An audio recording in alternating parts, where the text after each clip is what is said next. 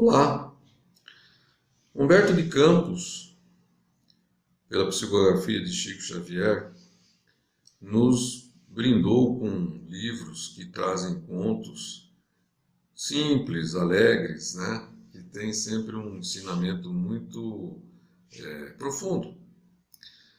E vamos abordar hoje um conto que está no livro Luz Acima, chamado Os Maiores Inimigos.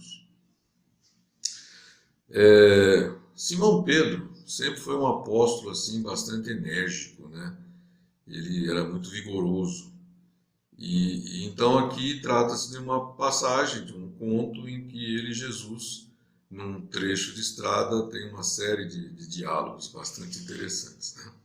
Então ele começa dizendo assim, Simão Pedro para Jesus. Eu vou ler alguns trechos para manter a fidelidade aqui, né, do texto de Humberto de Campos, ou o irmão X, né, como ele também foi chamado, né? Então Simão Pedro pergunta a Jesus como que ele saberia fazer para saber onde viviam os maiores inimigos deles, que estavam ali implantando aquela nova doutrina, né? Ele queria combatê-los, né, a fim de trabalhar para a implantação do reino de Deus, ou reino dos céus, né? E eles estavam indo de Cafarnaum para Magdala. Aí o Jesus, o mestre, ouviu, ficou quieto, parou, meditou. Aí nós já temos um exemplo, né? Às vezes a gente já dá aquela resposta impulsiva, né? E respondeu assim, a experiência, Jesus respondendo para Pedro, a experiência tudo revela no seu momento preciso, né? E disse assim, para os que têm olhos de ver e ouvidos de ouvir, uma hora, às vezes, basta o aprendizado de inesquecíveis lições. E continuar a caminhada, né? De repente, Simão Pedro vê, por entre as figueiras, né, um vulto e fica tomado de um grande medo, uma expectativa, né? E já afirmou de pronto, olha mestre, aqui é um fariseu que quer assassiná-lo, né? E aí ele começou a falar palavras ásperas, desafiou aquela figura ali, meio escondida, a sair, a lutar, a brigar. De repente, quando é a surpresa dele, que ele vê que é o próprio irmão dele, André, que estava ali se juntando a uma pequena comitiva e estava ali fazendo uma brincadeira, né? Aí Jesus endereçou para Simão Pedro um gesto expressivo e disse assim, Pedro, nunca te esqueças de que o medo é um adversário terrível. O medo é um adversário terrível. Recomposto o grupo, continuaram a caminhada. E mais para frente eles encontraram um levita que estava lá falando, recitando passagens da Torá, e se referiu ao grupo lá, a Jesus e aos apóstolos, né, de uma maneira não muito respeitosa, né? Novamente, Simão Pedro encheu-se de cólera, reagiu, discutiu, pôs o levita para correr, vamos dizer assim, né? E aí, de novo, Jesus olha para ele e fala assim, Pedro, qual é a primeira obrigação do homem que se candidata ao reino celeste? Aí, Pedro, né, como todos nós, temos tudo assim na ponta da língua, né? Pedro disse, amar a Deus sobre todas as coisas e ao próximo como a si mesmo. E aí Jesus falou assim, você observou essa regra em relação a esse levita? Aí Pedro admitiu que não. Aí Jesus fala assim, Pedro, cuidado que a cólera é um perseguidor cruel. Né? Então, já segunda situação.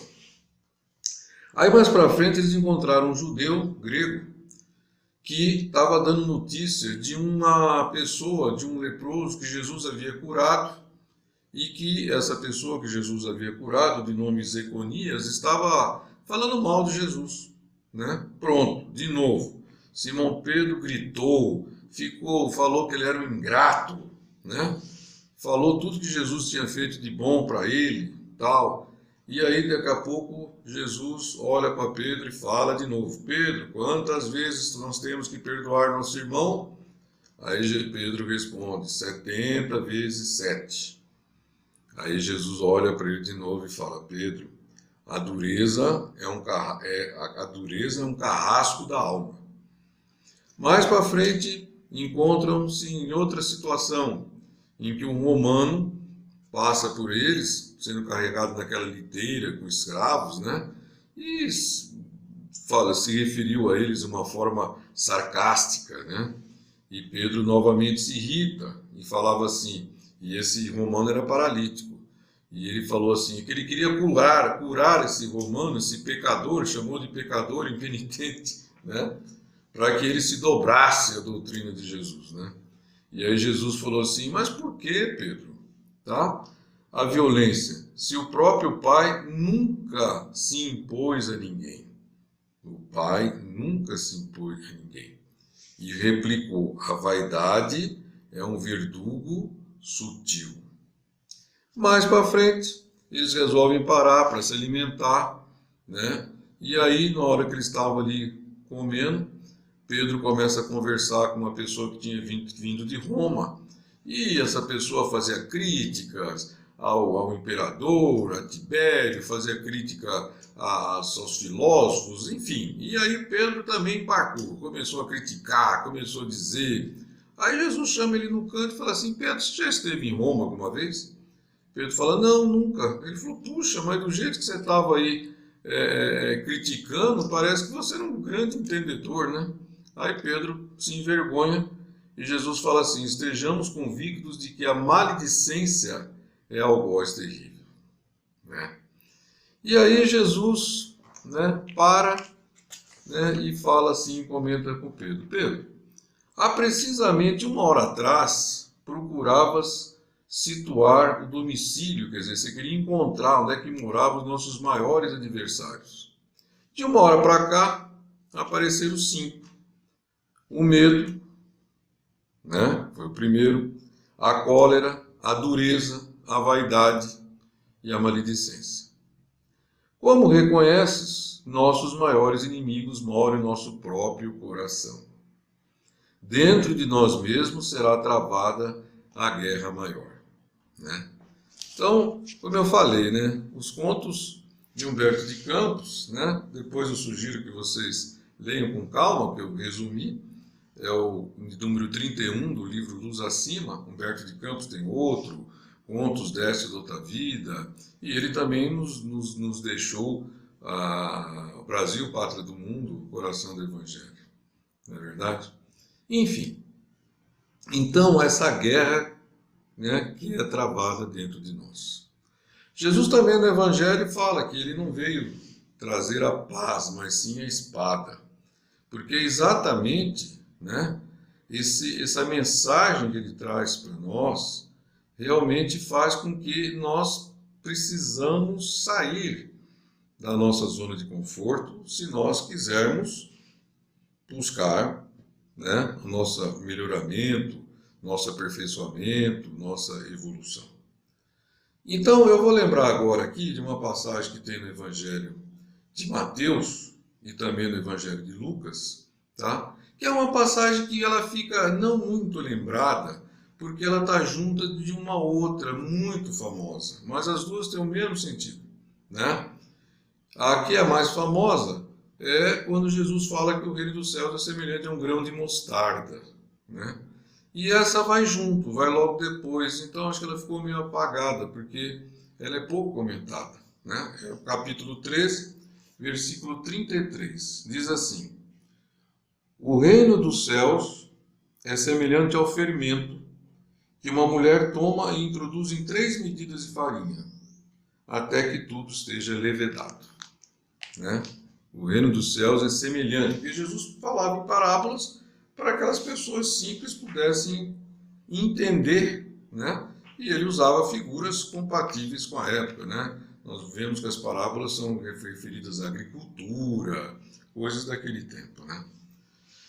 Então, o reino dos céus é semelhante a um fermento, né? Então, veja bem, nós não estamos sozinhos nessa guerra a que Jesus se referiu, né? Que nós temos que travar aqui dentro de nós, né? Nós temos, tá, instrumentos para isso, né? Então, quando Jesus fala que o reino dos céus é semelhante a um fermento que é feito numa massa, né? E as pessoas que sabem fazer isso vão entender melhor. O que o fermento faz quando é colocado dentro de uma massa? Faz com que o pão cresça, fique bom, né? E 3 medidas. Então é interessante que ele usa o número 3. Por que 3? Né? Podia ser 5, 10, 15, 3. Porque nessa fase que nós estamos aqui, nós temos 3 aspectos que nós precisamos do auxílio, né, do ensino das leis naturais. Precisamos deixar que as leis naturais ajam dentro de nós, aí a questão do fermento, né? Tá certo? Para que a gente cresça. E os 3 aspectos, né, são o corpo físico, nossos sentimentos, 2, né, e os nossos pensamentos, 3. Temos assistido muitos comentários, muitas lives, muitas palestras ultimamente, né, em que nós falamos muito da questão do pensamento, do controle do pensamento, o pensamento cria, etc. Também nós temos que cuidar das nossas emoções. E também nós temos que cuidar do nosso corpo físico. E agora, nesse período, a gente está vendo isso. Quer dizer, Jesus, sabiamente, usou o número 3, porque nessa fase que nós estamos, melhor dizendo, é a fase que nós temos que crescer nesses 3 aspectos, para que a gente possa, como ele diz, né, atingir o reino dos céus ou o reino de Deus. E essa batalha, essa guerra, ela é figurativa, claro, né? Inclusive em outras filosofias a gente também encontra essa figura da guerra. No Bhagavad Gita nós temos a guerra lá de Arjuna lutando contra os seus parentes. E por que seus parentes? Porque os nossos vícios, os nossos pensamentos, as nossas emoções que nos acompanham todo dia, elas muitas vezes são muito queridas por nós, né? E aí a gente é como se fosse um parente próximo que a gente precisa, né? Como se fala, cortar na própria carne, que a gente tem que elaborar, a gente tem que burilar toda essa parte para a gente crescer. Então esse é o significado do fermento nesse trecho, que está sempre colado ali com a parábola do grão de mostarda, que também é semelhante, né? Um pequenino grão que uma é enterrada, né, e a outra é colocada na massa. Mas as duas têm o significado de crescer, de crescimento, né, de abundância, no sentido que a árvore, né, produz todas aquelas ações benéficas, e o fermento também, crescer no pão, alimenta as pessoas. Bom, essa é essa reflexão de hoje, simples, e espero que possamos aproveitá-la. E fica a sugestão de nós procurarmos ler esses contos, que são bastante simples, bastante leves e que nos trazem grandes ensinamentos. Muito obrigado.